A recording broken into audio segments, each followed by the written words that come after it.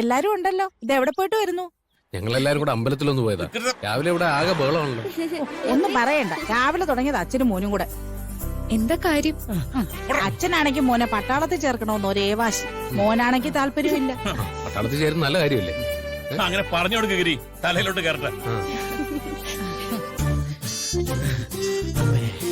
എനിക്ക് പട്ടാളത്തിനൊന്നും പോണ്ട, എനിക്കൊരു ജിമ്മിട്ട് വന്നാ മതി. മിണ്ടരുത് നീ.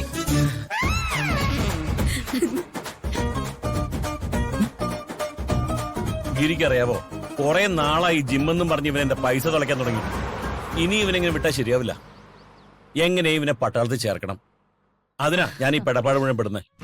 എന്നെ പോലെ തന്നെ ഇവനെയും എനിക്കൊരു പട്ടാളക്കാരനാക്കണം. അതെന്റെ വലിയ സ്വപ്ന. പക്ഷെ അത് പറഞ്ഞ് ഇവന് മനസ്സിലാവണ്ടേ? അതൊക്കെ അവൻ മനസ്സിലാക്കിക്കൊള്ളുന്നേ.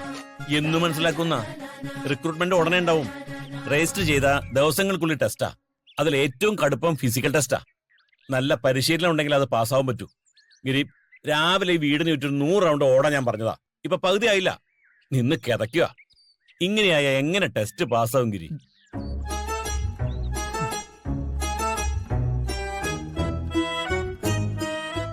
അയ്യേ, വലിയ ജിമ്മനായിട്ട് നിന്ന് കിടക്കുകയാണോ?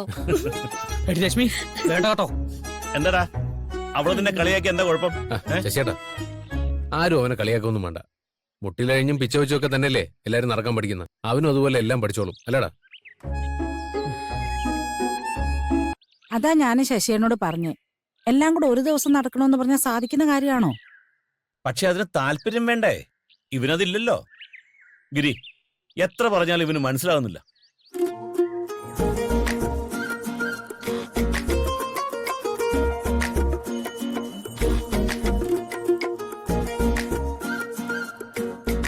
നീങ്ങി വന്നേ. എടാ മോനെ, നിന്നെ ഞാൻ ഉദ്ദേശിക്കൊന്നുമല്ല. ഒരു ചേട്ടന്റെ സ്ഥാനത്ത് നിന്ന് പറയാമെന്ന് കരുതിയാൽ മതി. നിനക്കറിയോ, നീയും നിന്റെ അനിയത്തിയും എത്ര ഭാഗ്യം ചെയ്തവരാന്ന്. നിങ്ങക്ക് നിങ്ങളെ സ്നേഹിക്കാനും ഒരു വിഷമം വന്നാൽ കൂടെ നിൽക്കാനും അച്ഛനും ഉണ്ട്, അമ്മയും ഉണ്ട്. ഞങ്ങളെ നോക്ക്, ഞങ്ങക്ക് അച്ഛന്റെ സ്നേഹവും അമ്മയുടെ സ്നേഹവും കിട്ടാതെ വളർന്നവരാ. അതുകൊണ്ട് അച്ഛനമ്മമാരുടെ സ്നേഹത്തിന്റെ വില എന്താന്ന് ഞങ്ങൾക്ക് നന്നായിട്ടറിയാം.